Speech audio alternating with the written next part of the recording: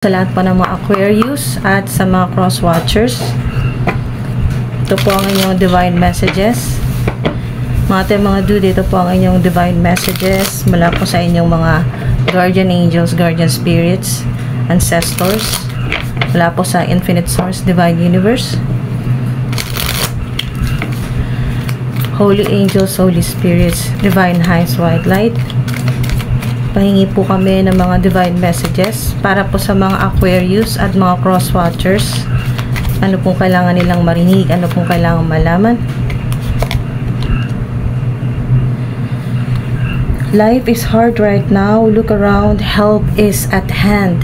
5 of Pentacles.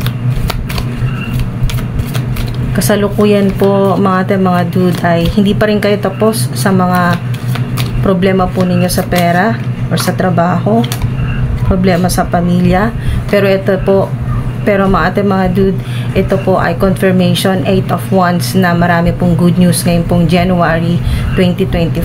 Maraming good news ang darating sa'yo, mga blessing yan, mga unexpected yan na tulong, o dahil may kinalaman sa Pentacles o pera. Yan po mga dude ay mga solusyon sa problema mo sa pera, or yung nawalan po ng trabaho, nawalan ng pera, nawalan ng pagkakitaan, mahina ang benta, mahina po ang sales, o walang mga nakuklose na deal, mga unsuccessful na mga transactions, yung mga nawalan po ang ilan po ay nawalan ng tirahan o naghahanap po ng malilipatan na bahay, ganyan po, or pinaalis, meron pong ganito na pinaalis, or may problema po sa pamilya o miyembro ng pamilya na may karamdaman at malaki-laki na po ang gastos. So, meron po sa inyo na kayo po yung breadwinner, or isa po kayo sa mga talagang nakakatulong po sa inyo pong pamilya. Kahit hindi po kayo ang breadwinner, ay tumutulong din po kayo. So, kung ano yung problema po ng family member, ay para sa iyo problema mo rin, at kailangan mo ring mag-ambag or kailangan mo ring tumulong. Yan po, para masolusyonan ng problema, or lalo na po problema sa pera. Ito, kahit anong, dito po sa Hierophant, kahit ano pong matitinding problema ang dumaan po sa buhay po ninyo or hanggang kasalukuyan, kasi mahirap pa rin sa ilan. Life is hard right now. Look around. Help is at hand. So, may mga tutulong talaga sa iyo. Huwag kang mag-alala, kasi yung beliefs po ninyo, yung paniniwala po ninyo, yung pananalig ninyo kay God, sa infinite source, sa creator, mga dude, ay hindi nawawala yung paniniwala, yung faith po ninyo. Meron po kayong ancient wisdom. Kayo po ay leader, o yun nga po sa ilan, breadwinner talaga, leader. Marami pong naniniwala po sa inyo. Yan po mga dude. Kahit na may mga enemies kayo, may mga haters po kayo, may mga galit sa inyo, may mga naiinggit sa inyo, marami pa rin sumusunod sa inyo or naniniwala po sa inyo. Followers, ganyan po, subscribers, sa mga social media influencers, or kayo man po ay nasa public service or tumutulong po sa mga tao sa iba't ibang paraan. Okay, so 7 of Pentacles, kasalukuyan talaga na may problema ka sa pera, hindi mo alam kung anong gagawin mo, paano ka magbabudget, yan po, paano pagkakasyahin kung ano yung meron ka. Okay, so problemado ka pero hindi mo to inaasahan. Ngayon pong January 2025, maaring sa gut feeling o yung intuition po ninyo, alam mong darating ang panahon na matatapos din yung problema. Naniniwala ka kasi malakas yung paniniwala mo kay God, sa infinite source. Naniniwala ka na hindi ka pinababayaan. Kahit gaano katindi ang problema, natatapos din, nalalagpasan mo rin. So, nandun yung paniniwala mo na baka matagal pa. Baka matagal pa yung mga blessing or yung milagro na hinihintay mo. Pero, kasi pag 8 of Wands lumabas mga ating mga dude, ito yung mabilis na darating sa'yo, yung mga maaring matagal mo na pinagdarasal o minamanifest. Ito yun, quick kasi ito, quick.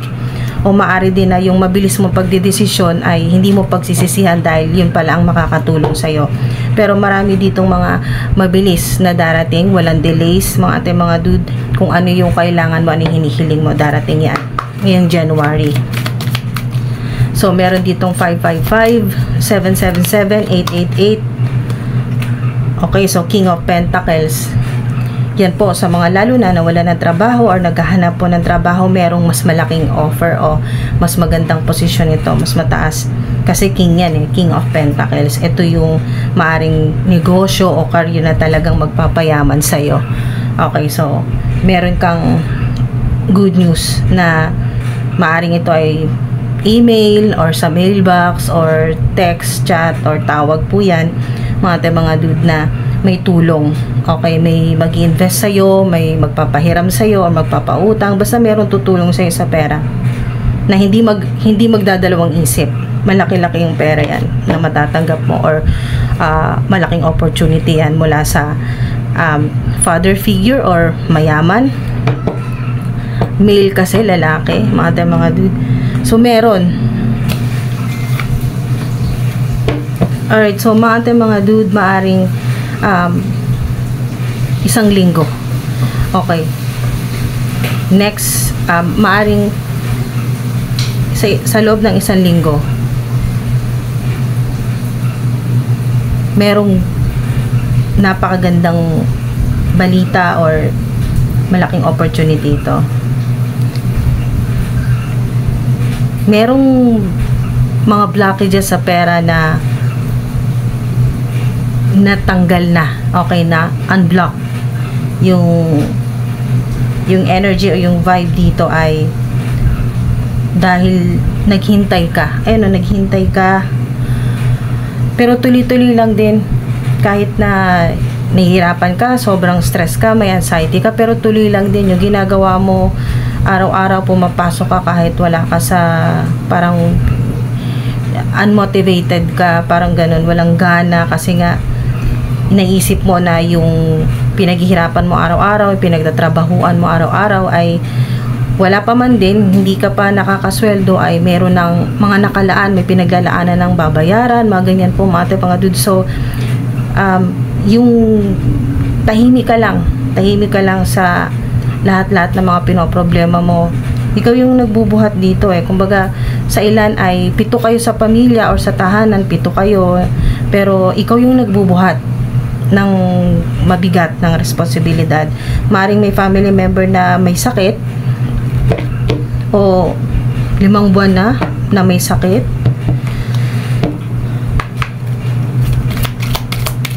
At sobrang stress mo dahil bukod sa nag-aalala ka na mas lumala pa ang karamdaman at pinoproblema mo din yung gasto sa araw-araw, bukod pa sa mga pangangailangan sa araw-araw ay sa maintenance or gamot ito. So sobrang stress mo dyan. Okay, so Lord God, diba? Lord God, kasi ito yung tinutukoy dito sa Hierophant na kahit anong laki or kahit gaano kabigat yung problema mo, hindi ka talaga nabawasan. Kumbaga yung faith mo hindi talaga nabawasan. At mas lalong nahihirapan ka, mas lalo kang kumakapit kay Lord, kay God, sa Creator.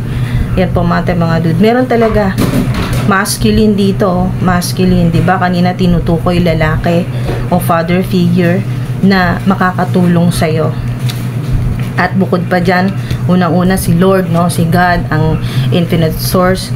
Si Lord, God, infinite source, creator, mga dude. Yan po, hindi po kayo pinababayaan. Meron kang mga blessing na hindi mo talaga inaasahan na ngayon na pala yung January, ngayon na pala darating yun. Inaasahan mo na matagal-tagal pa kasi parang hindi mo pa maring inaasahan mo na matagal-tagal pa darating yung mga minamanifest mo or isa sa mga hinihiling mo matagal pa dahil nga sa wala ka pang nakikita talagang magandang resulta sa kung ano man po yung ginagawa po ninyo or sa trabaho. Incubation, di ba? Incubation, God's protection. Ito yon. pinoprotektahan ka ni Lord, ni God, ng infinite source. Kaya nasa parang isolation, incubation. Yan po. Ito yung nararanasan mo sa kasalukuyan na mahirap or nung nakaraang taon pa. Kahit tapos na kahit mga dude na panibagong taon na ngayon, 2025, ay ramdam nyo pa rin na may mga problemang hindi pa rin tapos. Parang hirap na hirap, no? Mga dude. Parang hirap na hirap pa rin kayo. Yung ganyan, no? Yung nasa incubation, yung kayo po ay parang nasa cocoon stage pa rin. Mahirap. Gusto mo nang makalabas. Ganyan po. Freedom. At maring itong freedom or makaalis, makalipat, makaalis sa mahirap na nangyayari sa buhay mo or sa inyo ng pamilya mo ay hindi binasa na ito pala yun. Itong 8 of Wands na yung biglang magkakaroon ng movement. Yan po. At magkakaroon ka ng freedom. Makakalabas ka na dyan. Matatapos na yung incubation. Yan po. O, diba? Chalice. Fulfillment. Wow. Ito na yon, yung infinite o windfall of abundance, windfall of resources, yung mga hinihiling mo, yung mga minamanifest mo. Kung nitong nakaraang taon or hanggang ngayon ay naabutan ka pa talaga ng sagad na sagad. Okay, yung pong may pera ka pero nauubos din. Or yung sweldo mo ay naipambayad, na panggasos, walang natira, wala ka pang natatabi. So, ito na yung fulfillment na mga dude. Kasama na rin po dito, kasi Ace of Cups ito Chalice. Ito pong fulfillment ay yung hindi man lahat sa ilan, no? Pero ang iba po sa inyo ngayong January, talagang halos lahat ng pinagdarasal o minamanifest po ninyo ay mangyayari. Mas mabilis sa inaasahan po ninyo kasi ang maring sa ilan ang ilan po sa inyo ang estimated po ninyo na time frame, parang inaasahan ninyo baka mga August pa, July pa yung maging maayos ang sitwasyon, yung matapos na lahat ng mga bayarin po ninyo, yung makalipat ka na or bili na ng bahay or makalipat na sa bagong apartment or bagong bahay, ganyan po.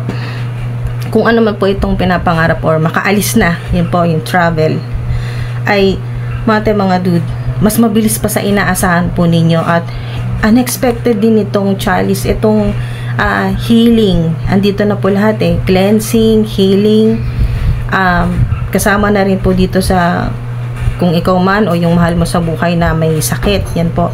So, napaka blessed po ninyo, no, mga dude. Fulfillment yan. So, meron ka talagang wish o manifestation na at talagang magkakatotoo or mangyayari na po ngayong January, or ito yung dadagsain ka talaga ng windfall of money rin ito, malalaking pera, maaaring sunod-sunod. Yan po, sunod-sunod ang panalo. Kasi 777, 888, jackpot po yan or hindi man maka-jackpot pero sunod-sunod malalaki pa rin yung panalo po ninyo. Wow. Hala, OMG, 35. Significant to sa inyo mga dude ngayong January. 555. Yung mga nagbabakasakali po sa loto or ano man po yung mga sinasalihan po ninyo na may panalo, ganyan po, ay meron talaga. Merong 5, may 7, may number 8. So, ito yung malaking pagbabago mula sa walang-wala, dahil sa hindi ka nawalan ng paniniwala, hindi nabawasan yung paniniwala mo kay God, naging mabuti kang leader, yan po. Mula sa walang-wala, naging King of Pentacles. Ito yun yung walang-wala kang pera, yung talagang simot na simot, or yung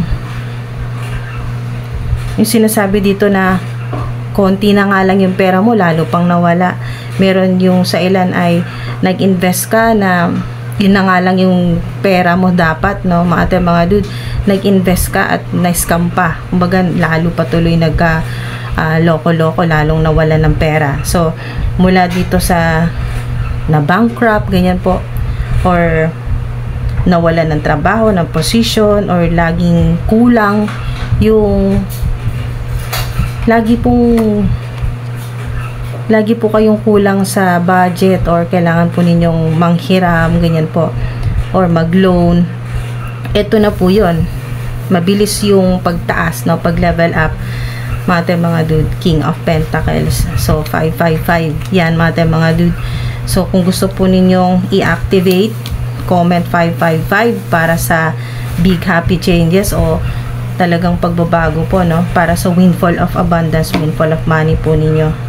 Ala, tinan nyo to. Bottom of the deck, success. Ito yun.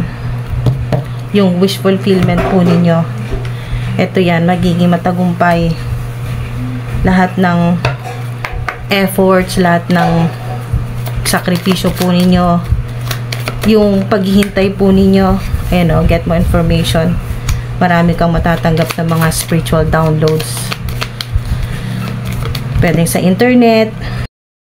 Mabilis din darating sa'yo ang peace na matagal mo nang talagang pinagdarasal, na magkaroon na ng solusyon yung mga problema, at sa ilan na may problema po or conflict sa pamilya, magkakaroon din po ng reconciliation, or maaari po na makatanggap ka ng mensahe or tawag, chat, email mula po sa dati po ninyong naging kaibigan at nawalan po kayo ng komunikasyon, or family members ito na malayo po sa inyo. Oops. Improving health. Ganda ng lipad nito. Improving health. Kung ikaw man ito na may karamdaman, may problema sa kalusugan, o family member na ito po, may sakit, o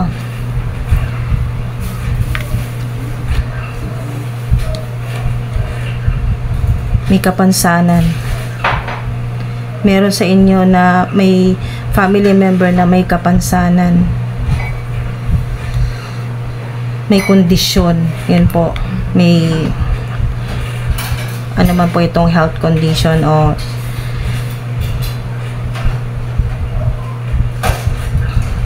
may kapansanan, physical, ganyan po. So, magkakaroon ng ikaw at ang mga mahal mo sa buhay, ito po yun, improving health. So, napakaganda pong mensahe niya, napakagandang regalo niyan mula sa Infinite Source. Abundance. Wow, ito na yun. Confirmation yan dito sa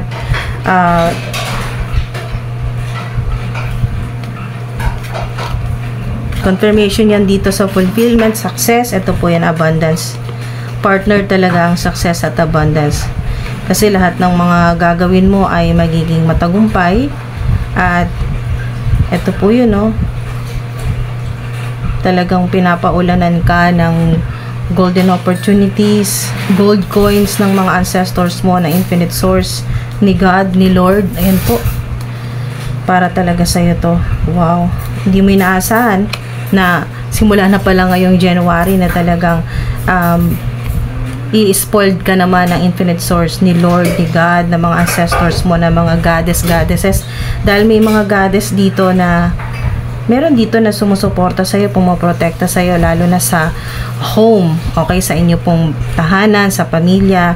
Goddess, Greek goddess, mga dude, may tumutulong sa'yo. May connection ka rin sa ancient Egypt na goddess.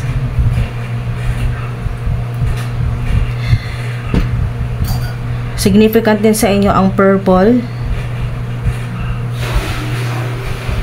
mga dude. Violet flame. Meron ding blue, kasi ang blue sa inyo pong throat chakra yan. Meron din may kinalaman sa success or sa abundance po ninyo. May connection sa music, or kung ano man po yung ginagawa po ninyo na public service, ganyan po yung tumutulong sa mga tao, public speaker, influencer, teacher,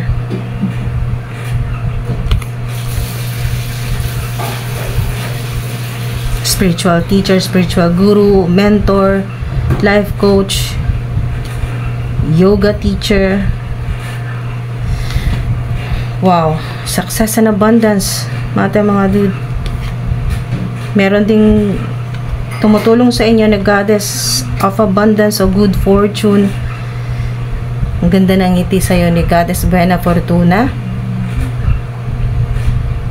Pinapaulanan ka ng material success, abundance, ito, pera. Dahil ito yung unang-unang lumabas dito, yung ito, kung ano yung kulang sa'yo, kung ano yung walang-wala ka, at kung ano yung kailangan mo, pera. Ito yun, mga dude. So, gold coins yan.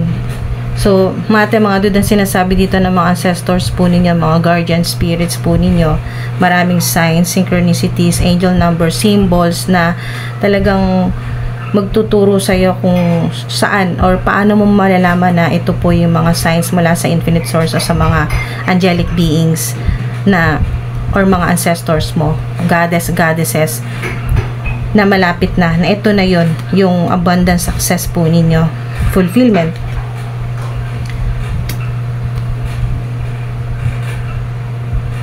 Meron sinasabi dito na yung binubuhos sa inyo ng mga divine beings ng infinite source na success, abundance, windfall of abundance of golden opportunities, o ito yung mga gold coins na pinapaulan sa'yo mula sa spirit realm, ay hindi mo siya matatanggap na gold din, kumbaga gold bars or gold coins. Hindi mo siya matatanggap dito sa physical realm na ginto talaga, na literal na ginto. Pero kumbaga mga dude, parang ito yung mababaw na halimbawa para daw po mas makarelate ang nakakanood, para daw po mas madali kayong makarelate ay isipin nyo na lang po na halimbawa po sa ibang bansa po kayo nagtatrabaho at magpapadala po kayo ng pera dito po sa Pilipinas sa inyo pong pamilya.